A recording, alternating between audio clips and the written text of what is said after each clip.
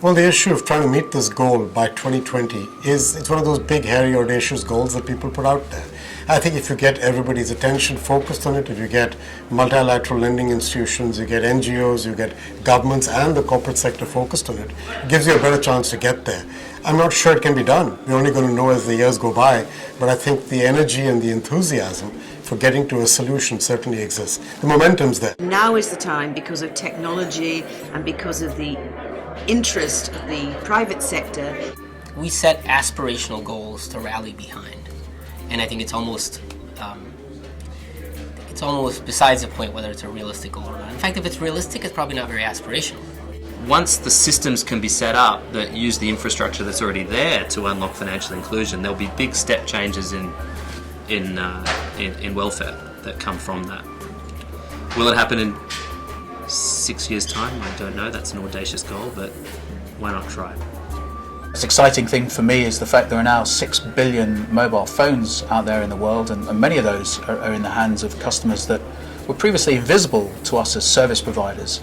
But now we can see them, and increasingly we can do a transaction with them on that phone, and for me that's a great opportunity to think about relevant products and services which will meet their day-to-day needs. You find, at least in Ghana, and I'm sure the same in India and everywhere, very decent, very hardworking, very determined people who just don't have a chance in life because they just don't have access to financial products and services. And with a bit of help, many of them can help themselves and are willing and very determined to help themselves. You know, maybe the reason we chose such an ambitious goal as 2020 was the belief that a lot of what's being rolled out today or introduced is enabled by technologies that could go exponentially. They can expand exponentially. We've seen that in the mobile, you know, the pervasiveness of mobile handsets. I'm very much satisfied to see the DRC having 8% growth rate, which is great.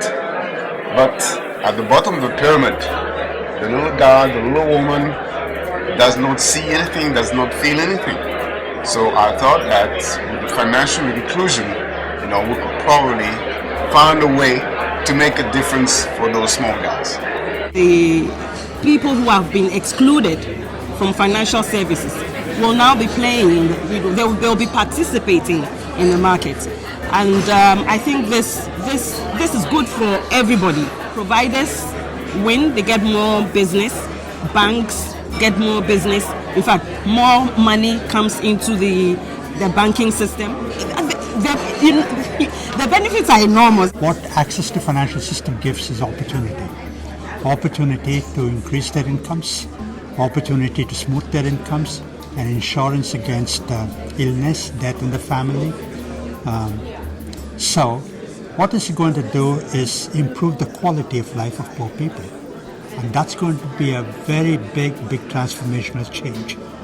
I think if we achieve the 2020 goal, the world will be different in the sense that people will have more financial security. The insurance element, for example, means that if they lose their physical assets, they can replace them. So there'll be a financial stability in that community. But also from that foundation, you'll see the future middle class emerge. I think there's a real will in the industry now, not just the mobile money providers, but the regulators, the banking infrastructure, the NGOs. Everybody's beginning to understand how much potential these new mobile financial services and other technology products, just how incredibly empowering and productive they can be. And I think it's just starting to come together that everybody's focused in the same direction at last.